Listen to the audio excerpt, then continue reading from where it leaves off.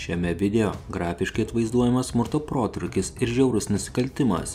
Tai neskirta vaikams ir jautriems žmonėms. Sveiki, šiandieną kalbėsime apie vieną tamsiausių Antrojo pasaulinio karo puslapių – nacių koncentracijos stovyklas. Daugelis iš mūsų žino aukų istorijas, jų kančias ir pasipriešinimą. Tačiau šiandieną gilinsimės į kitą pusę, į tuos, kurie prižiūrėjo šias stovyklas. Tiksliau, į Irmos Gresė gyvenimą, kuri dar buvo žinoma kaip Aušvico hiena. Pasakojama apie jos grožį, bet jo žiaurumas ir sadistiniai pomėgiai užgožė viską. Informacija pateikiama šiame video remiasi liudytojų pasakojimais ir teismo dokumentais. Jeigu norite daugiau panašaus turinio apie holokausto istoriją, nepamirškite užsiprenumeruoti mūsų YouTube kanalo ir komentarų skiltyje palikti raktinį žodį noriu. O dabar susipažinkite su Aušvico hiena Irma Gresė. Koncentracijos stovyklų sargai nebuvo vienalytė grupė, nors dauguma jų priklausė SS organizacijai, ypač jo šakai žinomai kaip SS mirties galvos batalionai. Į jų gretas pateko įvairiausi asmenys, kai kurie buvo jauni, vos išėję iš paauglystės, kiti vyresni, jau turinti šeimas. Dalis jų tikėjo nacių ideologiją, matydami save kaip rasės, grynumo ir Vokietijos galybės gynėjus. Tačiau dauguma į SS pateko dėl visiškai pragmatiškų priežasčių – noro išvengti fronto, gauti geresnį atlyginimą, karjeros galimybių ar tiesiog paklusnumo režimui. Daugelis jų buvo paprasti žmonės – valstiečiai, darbininkai, tarnautojai. Baimė ir spaudimas, noras neišsiskirti iš minios buvo galingi motivatoriai. Irma Gresė gimė 1923 m. spalio 7 d. Brethene, Vokietijoje. Ji buvo trečias vaikas 5 vaikų šeimoje. Viena iš Gresės seserų, Helene, liudijo, kad Gresė, būdama maža mergaitė, neturėjo drąsos pakovoti už save. Teigiama, kad mokykloje jinai patyrė stiprias patyčias, todėl anksti ją metė. 1938 metais baigiau pradinę mokyklą ir 6 mėnesius dirbau žemės ūkio darbų ūkyje, o po to dar 6 mėnesius dirbau parduotuvėje Liuthene. Per karo nusikaltimų teismą liudijo Irma Gresė. Kai Gresė buvo 12 ar 13 metų, jos motina nusižudė, sužinojusi, kad jos vyras neištikimas su užeigos savininko dukra. Po poros metų Gresė pradėjo dirbti ligoninėje. Pasak jos, jinai norėjo dirbti medicinos sesele, tačiau dėl jos išsilavinimo stokos buvo atmesta ir priversta grįžti prie žemės ūkio darbų. Kaip ir daugelis vokiečių 4 ir 5 dešimtmečiuose, Gresė buvo pavergta Adolfo Hitlerio ideologijos. Sulaukusi 18 metų, mokyklą metusi mergina įsidarbino Ravensbriuko koncentracijos stovykloje, skirtoje moterims kalinėms. 1942 m. Liepą vėl bandžiau tapti medicinos sesele, tačiau darbo birža nusintė mane į Ravensbriuko koncentracijos stovyklą, nors aš tam ir priešinausi. Per teismą teigė Gresė. Nepaisant tariamo nenoro dirbti koncentracijos stovykloje, jinai matyt puikiai jautėsi šioje aplinkoje ir galiausiai tapo viena pikčiausių sargybinių per visą holokaustą. 1943 m. kovą Irma Gresė buvo perkelta į Aušvicą, didžiausią ir liūdniausiai pagarsėjusią nacių mirties stovyklą.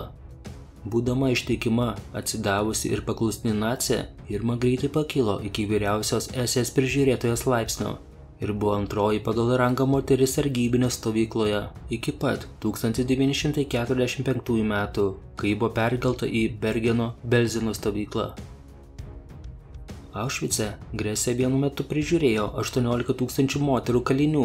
Turėdama tiek daug valdžios, Irma Gresė galėjo išlieti ant kalinių galybę sadizmo, kuris, kaip pranešama, apėmė fizinį, emocinį ar net seksualinį smurtą.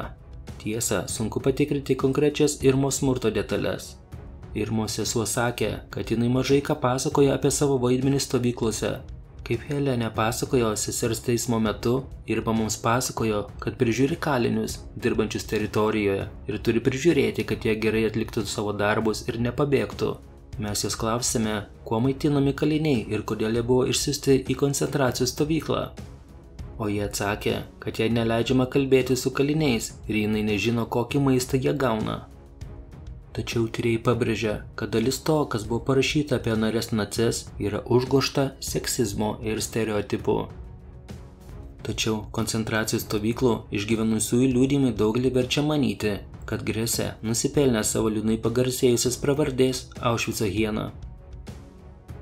Aušvico kalinė Olga Lengeil savo memuaruose 5 kaminai rašo, kad Grėsė turėjo daugybę romanų su kitais naciais, įskaitant garsiai daktarą Josefą Mengelę. Lengeil pažymėjo, kad Grėsė rinkdama moteris dujų kamerai iš pavydo ir piktumo tyčia išsirinkdavo gražiausias kalines. Tyrimų duomenimis Grėsė turėjo keistą pomėgį mušti kalintas moteris per krūtis ir priversti jauną žydų mergaitę stebėti, kaip jį prievartauja kitas kalines. Grėsė siundydavo savo šunis ant kalinių, nuolat juos plakdavo ir spardydavo su savo sunkiais batais, kol pasirodydavo kraujas. Aš mačiau, kaip Grėsė mušė kalinius, o likus maždaug 2 savaitėms iki kalinių išlaisvinimo, mačiau, kaip jinai mušė mergaitę stovykloje. Ji turėjo pistoletą, bet naudojo botagą. Smūgiai buvo labai stiprus. Liudijo Lenkijos koncentracijos stovyklos kalinys Danielis Zafranas. Zafranas taip pat teigė matęs, kaip Irma Grėsė nušovė 2 merginas, bandžiusias pabėgti atrankos metu į dujų kamerą. A stovykloje 9-ajame barake kalėjimo daktaras darė atranką dujų kamerai. 2 pasirinktas merginos iššoko pro langą. Grėsė priėjo prie jų, kai jos gulėjo ant žemės ir šovė jas 2 kartus.